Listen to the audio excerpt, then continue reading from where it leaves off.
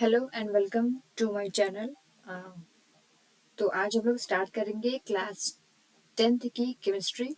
तो class 10th में जो सबसे इम्पोर्टेंट चैप्टर है जो कि आपके 11th एंड 12th तक भी आपको यूजफुल होगा, carbon that is your carbon and it's compounds. Okay, तो आज हम लोग कार्बन एंड इट्स कंपाउंड्स के बारे में बात करेंगे। तो सबसे पहले एज द नेम सजेस्ट, है ना, जो चैप्टर का नाम है वो चैप्टर का नाम क्या है? कार्बन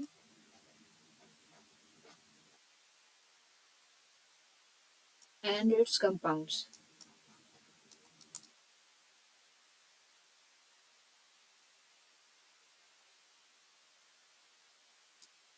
तो सबसे पहले देखेंगे हम लोग कुछ टर्म्स, बेसिक टर्म्स देखेंगे जिससे कि आपको इस चैप्टर को समझने में काफी हेल्प मिलेगी। तो सबसे पहला टर्म है आपका ऑर्गेनिक कंपाउंड। ऑर्गेनिक कंपाउंड क्या होता है? जब तक आप ऑर्गेनिक कंपाउंड नहीं समझोगे तब तक आपको इस चैप्टर का एसेंस समझ में नहीं आएगा कि आपको इस चैप्टर में पढ़ना क्या है बेसिकली। तो सबसे पहले ऑर्गेनिक कंपाउंड्स क्या होते हैं? तो the compounds of carbon, organic compounds क्या होते हैं? द कंपाउंड्स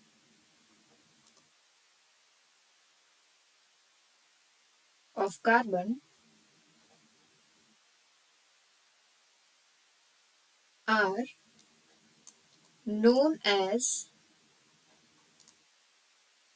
organic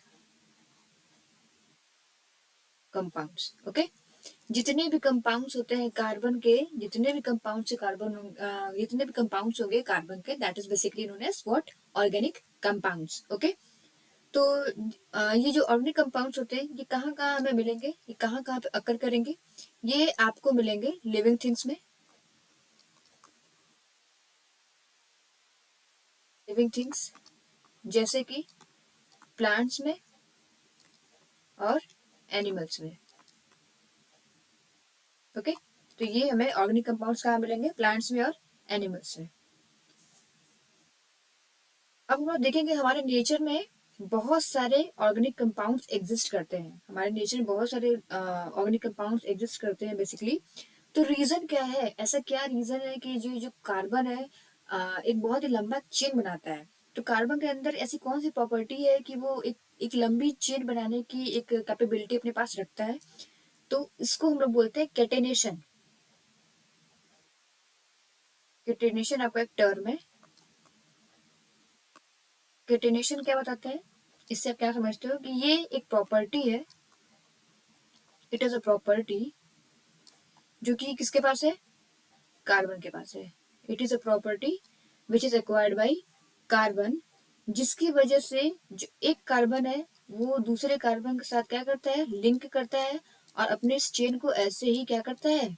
बढ़ाते चलता है। ठीक है, ये चेन बढ़ता चला जाएगा। इस self linking property of carbon को हम लोग क्या बोलते हैं? कैटेनेशन।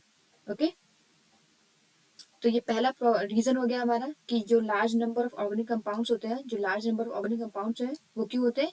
कैटेनेशन की वजह से होते हैं। Then second reason is due to tetravalency.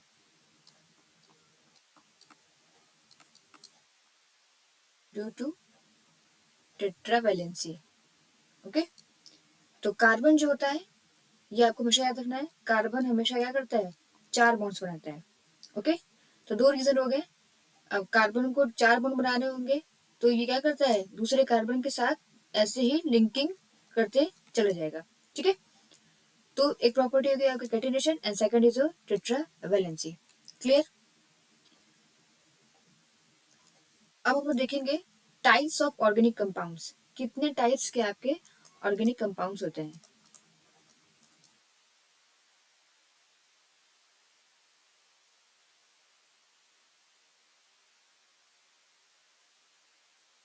Types of organic compounds. तो सबसे पहले हम लोग स्टार्ट करेंगे, जो पहला हमारा ऑर्गेनिक कंपाउंड होगा that is hydrocarbons. Okay, hydrocarbons में जो कार्बन है वो हाइड्रोजन के साथ बॉन्ड करेगा तो इसको हम लोग क्या बोलते हैं? हाइड्रोकार्बन्स। दूसरा हो जाएगा, second is halo alkanes. Halo alkanes. तो ये अभी हम लोग नेम देख रहे हैं, इसको हम लोग डिटेल से अभी पढ़ेंगे। तो थर्ड हो जाएगा आपका, third is alcohols. Then next आपका हो जाएगा aldehyde, tones, and the last one is carboxylic acids. Generally these are consider as functional groups. Okay, ये हमारे आते हैं फंक्शनल ग्रुप्स में। जब हम चैप्टर प्रोसीड करेंगे, इसको और डिटेल में पढ़ेंगे इन सारी चीजों को, तो वहां पे हम लोग देखेंगे कैसे कैसे आइडेंटिफाई करना है आपको। ठीक है, तो अभी हम लोग सबसे पहले स्टार्ट करेंगे हाइड्रोकार्बन, जो कि सब बहुत ही इंपॉर्टेंट है। मैक्सिमम जो क्वेश्चंस होंगे आपके, जो एक चैप्टर, इस चैप्टर का जो हाफ पोर्शन है वो टोटली डिपेंड है आपके हाइड्रोकार्बन पे ही। तो हम लोग सबसे पहले बात करेंगे हाइड्रोकार्बन के बारे में।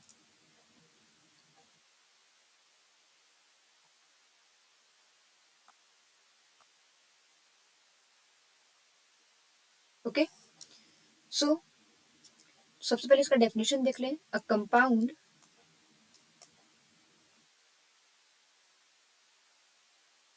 कंपाउंड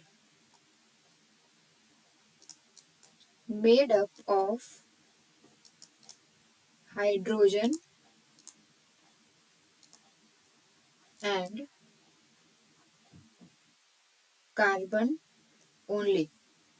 ठीक है, ऐसा कंपाउंड जो सिर्फ और सिर्फ हाइड्रोजन और कार्बन से बना होता है, उसको हम लोग क्या बोलते हैं? Hydrocarbons.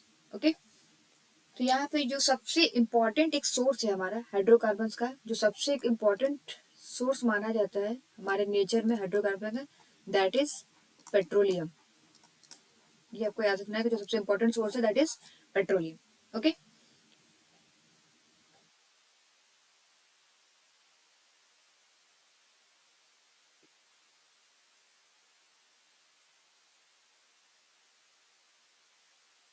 Now hydrocarbons is further divided into saturated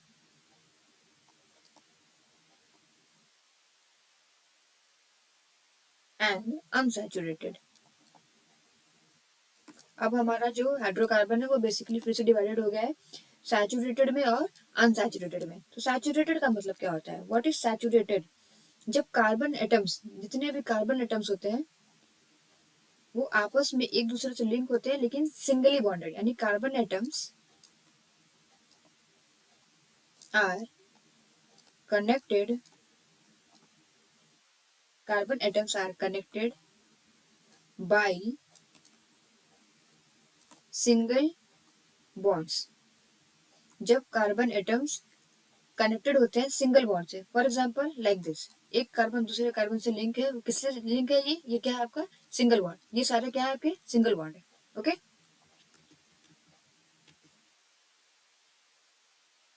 तो अनसैचुरेटेड क्या हो जाएगा? जिसमें जो कार्बन एटम्स है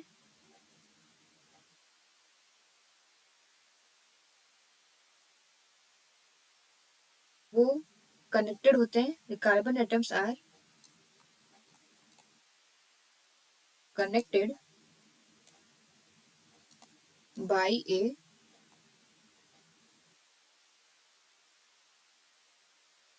डबल बॉन्ड और ए ट्रिपल बॉन्ड। ओके, तो डबल और ट्रिपल बॉन्ड का मतलब क्या है यहाँ पे? Like this is your double bond and this is your triple bond. तो ये हो गया आपका सिंगल बॉन्ड। ओके, ये हो गया डबल बॉन्ड और ये हो गया आपका ट्रिपल बॉन्ड। यानी सैचुरेटेड का मतलब क्या है? जब कार्बन कार्बन सिंगली बॉन्डेड से लगे हुए हैं, that is your saturated. And unsaturated का मतलब क्या है? जब कार्बन, दो कार्बन या तो डबल बॉन्ड से लगे हो या फिर ट्रिपल बॉन्ड से लगे हो, तो इसको हम लोग क्या बोलेंगे? अनसैचुरेटेड। ओके, तो इसी के बेसिस पे अब हम लोग इसको डिवाइड करेंगे कि जो सैचुरेटेड है बेटा, इसमें आपका आता है एल्केन्स। जितने भी एल्केन्स होते हैं उसको हम लोग कैटेगराइज करते हैं सैचुरेटेड में। Clear? All alkanes are categorised under saturated hydrocarbons. और इसका जो जनरल फॉर्मूला है, the general formula of alkanes which is very important, is CnH2n+2. Okay. Similarly, in case of unsaturated, जिसमें हमें क्या मिला है, एक डबली बॉन्डेड एल्कीन्स क्या होते हैं, डबली बॉन्डेड बोलते हैं, और इनका जो जनरल फॉर्मूला है दैट इज CnH2n। और दूसरा क्या है हमारे पास, एल्काइंस। एल्काइंस क्या होते हैं, ट्रिपल बॉन्डेड होते हैं, ठीक है। इसका फॉर्मूला क्या है, CnH2n-2। ओके, इसमें एन ऐड करेंगे आप, इसमें आप इन ऐड करोगे, और यहाँ पे आइन, YNE। क्लियर है। अब ये जो n की वैल्यू है, ठीक है, the value of n, what is n? n is the number of carbon atoms, ठीक है।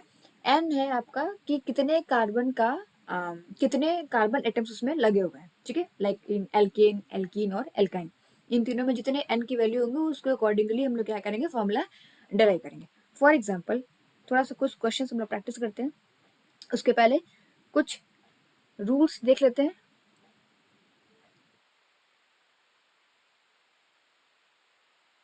लाइक आप इस चार्ट को बना लीजिएगा, name, then number of carbon,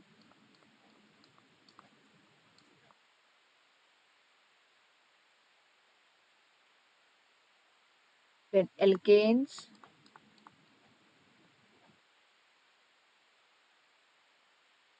alkenes, and last one is alkynes. Clear? So first one is meth. For meth we have number of carbon is 1. Okay, तो alkane का formula क्या था हमारा, CnH2n+2। alkene का formula CnH2n and alkyne is CnH2n-2। Clear. अब हम लोग इसी, ये जो नंबर ऑफ कार्बन है ये क्या है, बेसिकली n। तो इस n की वैल्यू को हम लोग क्या करेंगे, डिफरेंट डिफरेंट कैटेगरीज में रखेंगे। तो एल्केन के केस में आप रखोगे तो यहाँ पे n की वैल्यू 1, 2 × 1+2, इसका फॉर्मूला क्या बन जाएगा, CH4। क्लियर। अब यहाँ पे एक कार्बन के लिए ना ही आपका एल्कीन एग्जिस्ट करेगा और ना ही आपका एल्काइन एग्जिस्ट करेगा, ठीक है। दूसरा है आपका एथ। एथ के लिए नंबर ऑफ कार्बन कितने, 2। तो फिर से फॉर्मूला रखोगे C2, 2 × 2, तो फॉर्मूला क्या हो जाएगा, C2H6। क्लियर। अब यहाँ पे आप फॉर्मूले पे रखोगे तो C2H4। Similarly for this case C2H2। Okay, तो ऐसे ही हम लोग आगे प्रोसीड करेंगे। Third is prop, number of carbon is 3, then C3H8, यहाँ पे 3 रखोगे तो C3H6, और यहाँ पे आप रखोगे तो C3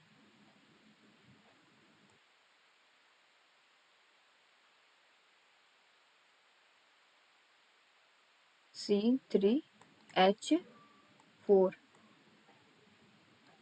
ओके, क्लियर।